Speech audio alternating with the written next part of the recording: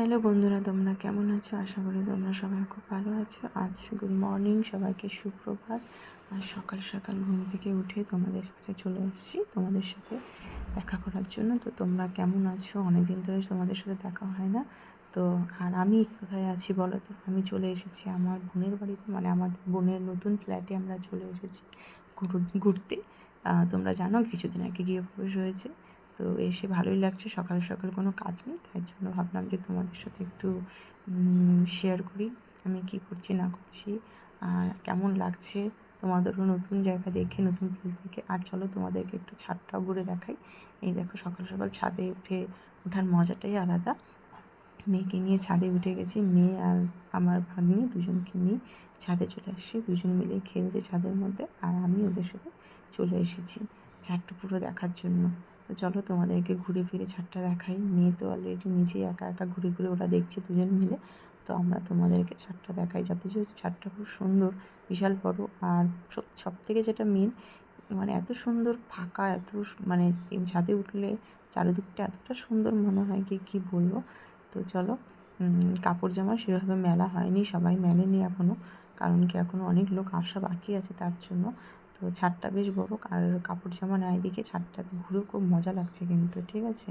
তার জন্য তোমাদেরকে ছাদটা পুরো দেখাই। চলো দেখো, ছাদের থেকে দেখতে ভিউটা এতটা সুন্দর কি বলবো। আর তার জন্য ভাবলাম যে তোমাদের সাথে ছাদে দেখানোটা, মানে ছাদের এই ভিউটা শেয়ার করি।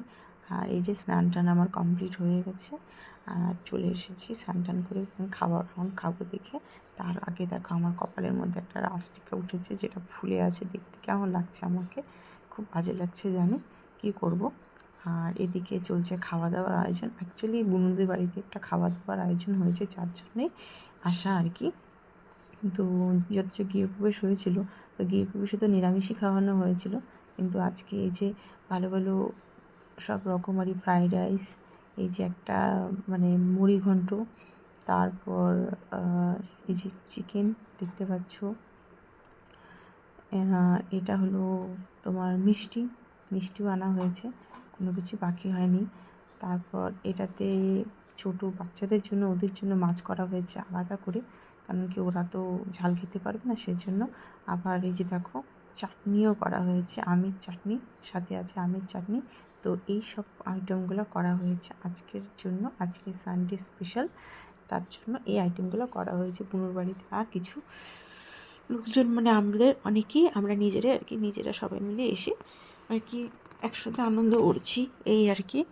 তো তোমাদের কেমন লাগছে, আর আমার রাস্টিকাটা কেমন লাগছে? আর এদিকে চলো ভিতরে দেখি। ভিতরে এই যে আমার বড়মশাই যে বসে আছে, যে খাবে দেখে বসে আছে, যাকে খেতে দিব আমি এখন। আর এই যে আমার দুষ্টু মা, যে ঘুমাচ্ছে, অনেক কষ্ট করে ঘুমিয়েছে।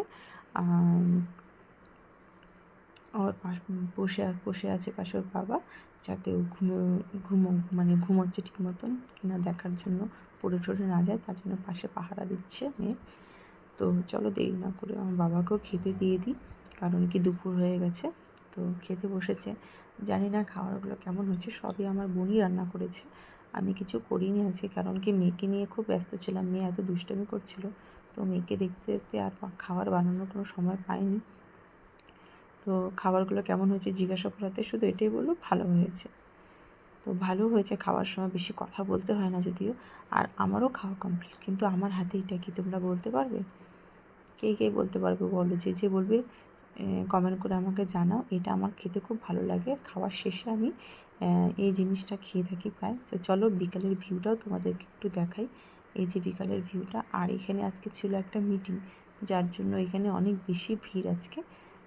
অনেক যারা ফ্ল্যাট ওনার আছে সবাই এসেছে। আর এই যে আমার মেয়ের পাকামি কিন্তু চলছেই, এখানে এসেও কিন্তু পাকামি চলছেই, পাকামি কিন্তু করেই যাচ্ছে, দৌড়াদৌড়ি শুরু হয়ে গেছে। আর এদিকে মিটিংও চলছে, এদিকে ওর পাকামিও চলছে। আমি কোনটা দেখবো সেটা আমি বুঝতে পারছি না। যাই হোক, সবশেষে আমরা এখন একটু ঘুরতে যাচ্ছি। আমি গাড়িতে